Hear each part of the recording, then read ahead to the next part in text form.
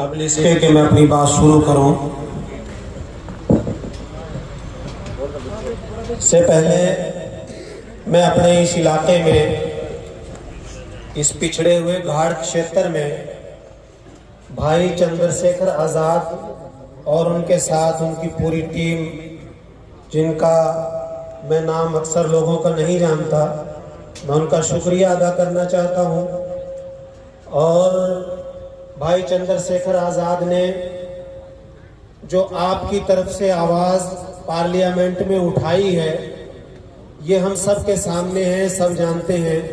चाहे वो नमाज का मसला हो या वो औकाफ का मसला हो, हालांकि वक्फ बोर्ड का मसला बड़ा संगीन मसला है। सबसे पहले उसके बारे में भाई चंद्रशेखर आज़ाद ने आवाज़ उठाई है और उस बिल को कंडम कराने की भरपूर कोशिश की है। अभी वो अटका हुआ है और उम्मीद है कि भाई चंद्रशेखर आज़ाद और उनके साथ ही जो कुछ दूसरे मेंबरान हैं जो उनका साथ दे रहे हैं, तो इंशाल्लाह ये ज़रूर रद्द होगा। मैं ज़्यादा लंबी चौड़ी बात नहीं करना चाहता।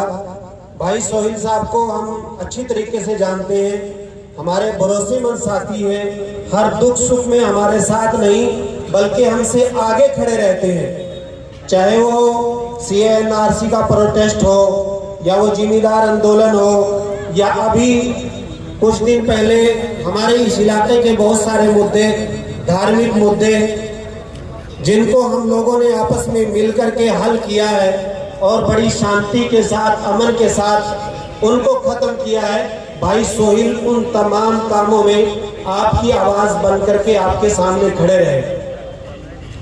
तो इंशाअल्लाह इसी आने वाले चुनाव में हम सब इनको अपना कीमती वोट दे करके इनको कामयाब बनाएंगे, ताकि जिस तरीके से ये बगैर MLA बने हुए भी आपके मुद्दों को उठाते हैं और जब ये विधानसभा में जाएंगे तो उम्मीद है कि अकेला ही 90 पे भारी पड़ेगा इंशाअल्लाह।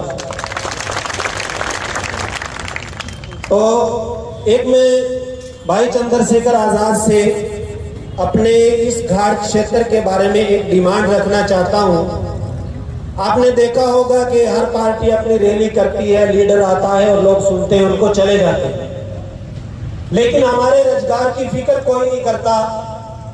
जैसे भाई साहब ने बताया कि हॉस्पिटलों की व्यवस्था की फिक्र कोई नहीं करता, एजुकेशन की फिक्र कोई नहीं करता।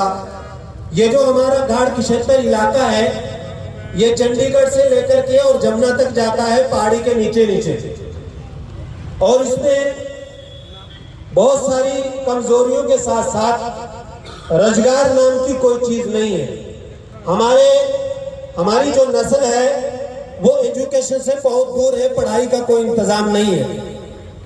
तो मैं आपसे एक रिक्वेस्ट करता हूं कि आप संसद में हमारे इस घाट क्षेत्र की आवाज को उठाएं और एजुकेशन के एतबार से यहाँ कोई अच्छा कॉलेज हमारे इस घाट क्षेत्र में नहीं है, आप इसके लिए भी हमारी तरफ से एक आवाज उठाएं ताकि हमारे बच्चों की तालीम का कोई ना कोई समाधान हो सके। बाकी हम आपको आश्वासन दिलाते हैं कि इंशाअल्लाह भाई सोहेल साहब को हम एक एक अपना कीमती वोट देकर के कामयाब बनाएंगे। और मैं आपकी एक मांग का जो आपने कही है कि कॉलेज की मांग का, मैं इसकी गारंटी लेता हूं कि आप इसको सुन लें, जब पार्लियामेंट का सेशन चलेगा मैं इसको जोर शोर से उठाऊंगा। लेकिन जो आपने घाट क्षेत्र की मांग की, मैं झूठ नहीं बोलता हूं, उससे आता है, ये आपके स्टेट का इशू है, आपका स्टेट ही इसको करा सकता है। मैं उठाऊंगा तो भी इसको अध्यक्ष मना कर दें कि स्टेट इशू। मैं आपसे झूठ में हाँ करके चला जाऊं, मेरी आदत नहीं। मैं आपको गारंटी देता हूं कि मैं सोहेल से आग्रह करूंगा कि सबसे पहले असेंबली में वो इसी विषय को उठाएगा कि हमारे घाट क्षेत्र में जो है ना एक बोर्ड बना के यहाँ उपयुक्त सुविधा दी जाए। रही बात जो मेरे स्तर से है, उसकी मैं आपको वचन देता हूँ कि उसके लिए मैं पार्लियामेंट में जोर शोर से आवाज करूँ, चाहे वो वक्त की हो, चाहे और कोई इश्यू हो, जिसमें भी कहीं से भी अगर कहीं मुझे लगेगा कि संवैधानिक रूप से किसी के भी अधिकारों के साथ धोखा हो रहा है, तो उसको हम लोग स्वीकार नहीं करेंगे, उसका हम लोग विरोध करेंगे। तो बहुत शुक्रिया। एक गिफ्ट है, मैं उसको ले लेता हूँ और आप सबका धन्यवाद।